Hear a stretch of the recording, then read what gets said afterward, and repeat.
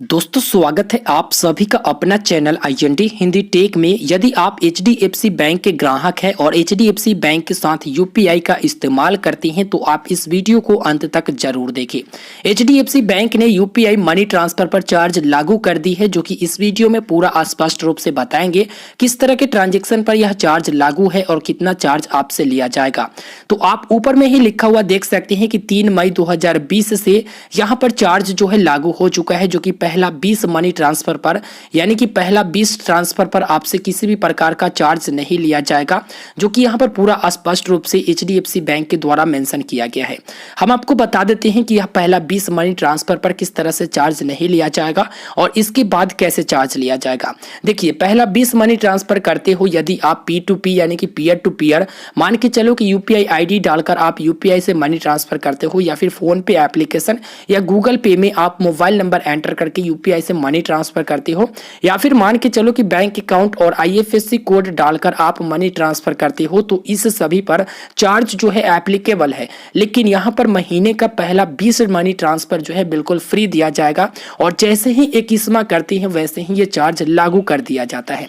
लेकिन यहाँ पर एचडीएफसी बैंक की तरफ से यह भी अपडेट किया गया है कि मान के चलो कि आप किसी मर्चेंट को पेमेंट कर रहे हो तो इस पर किसी भी प्रकार का चार्ज एचडीएफसी बैंक की तरफ से नहीं किया जाएगा। जी हाँ दोस्तों, यदि आप P2M करते हो यानी कि पीयर टू मर्चेंट करते हो तो आपसे किसी भी प्रकार का चार्ज नहीं किया जाएगा। यदि आप बिल पेमेंट करते हो उस पर भी किसी भी प्रकार का चार्ज नहीं किया जाएगा। यदि आप शॉपिंग करते हो या फिर मान के चलो कि ऑनलाइन कहीं पर आप परचेज करते हो या फिर ऑफलाइन स्टोर पर आप वहां पर ट्रांजेक्शन करते हो यूपीआई से, तो इस पर भी किसी भी प्रकार का आपको चार्ज देना नहीं पड़ेगा। सिर्फ और सिर्फ चार्ज देना होगा मनी ट्रांसफर पर। यदि आप जो है किसी दूसरे व्यक्ति को मनी ट्रांसफर करते हो, सेंड मनी करते हो, तो इस पर आपको चार्ज देना पड़ेगा। अब बात कर लेते हैं कि भाई इस पर किस प्रकार के चार्ज रखे गए हैं, तो चलिए यहां पर हम बता देते हैं। देखिए, यहां पर लिखा गया है कि यदि आप सेंड मनी करते हो, फंड ट्रांसफर करते हो P2P यानी कि पीयर टू पीयर अगर आप ट्रांसफर करते हो तो 1 से लेकर 20 ट्रांजेक्शन तक आपको किसी भी प्रकार का चार्ज देना नहीं पड़ेगा।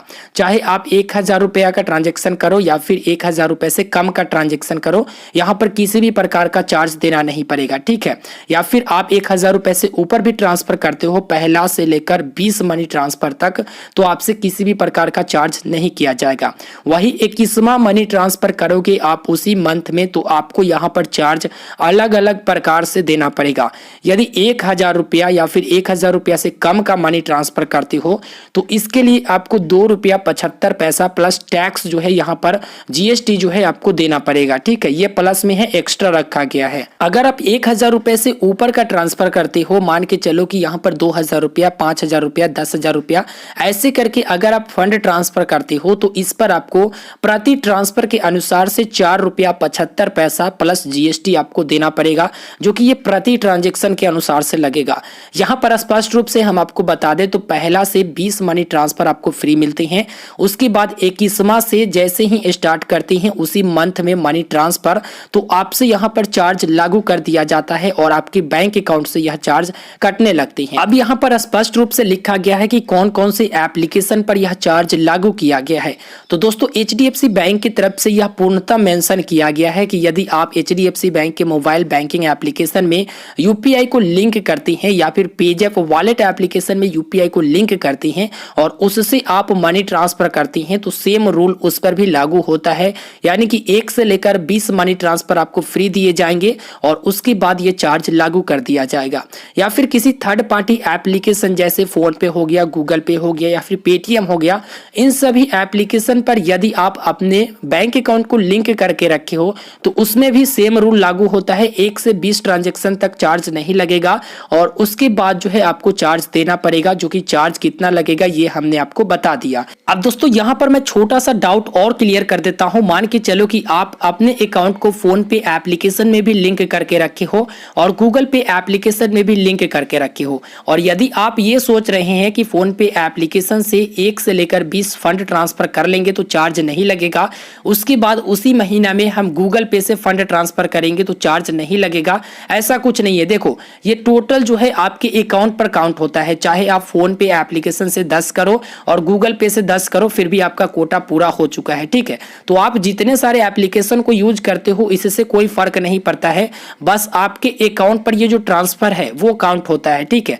और यहाँ पर उसी अकाउंट से यह चार्ज काटे जाएंगे जिसको आपने लिंक करके रखा है, जिससे आपने यूपीआई फंड ट्रांसफर किया है, तो उसी अकाउंट से यह चार्ज किया जाएगा। इस वीडियो में स्पष्ट रूप से हमने बता दिया है। हम आपको एक और जानकारी दे दे कि इससे पहले कोटक बैंक की तरफ से यूपीआई पर चार्ज लगाया गया, उसके बाद एक्सिस बैंक की तरफ से यूपीआई पर चार्ज लगाया गया, अब एचडीएफसी बैंक की तरफ से यूपीआई पर चार्ज लगाया गया।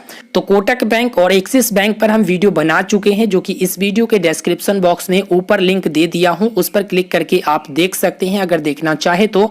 और टेलीग्राम चैनल से जरूर ज्वाइन हो जाइएगा, क्योंकि टेलीग्राम चैनल पर हम सुबह में ही ये पोस्ट कर दिए थे कि इस प्रकार के चार्ज जो है एचडीएफसी बैंक की तरफ से लागू किया गया है। उम्मीद करेंगे कि आपको यह वीडियो पसंद आया तो वीडियो को लाइक कीजिए, और यह भी उम्मीद करेंगे कि आपको यहाँ पर सारा डाउट मैंने क्लियर कर दिया है, अच्छे ढंग से बता दिया है।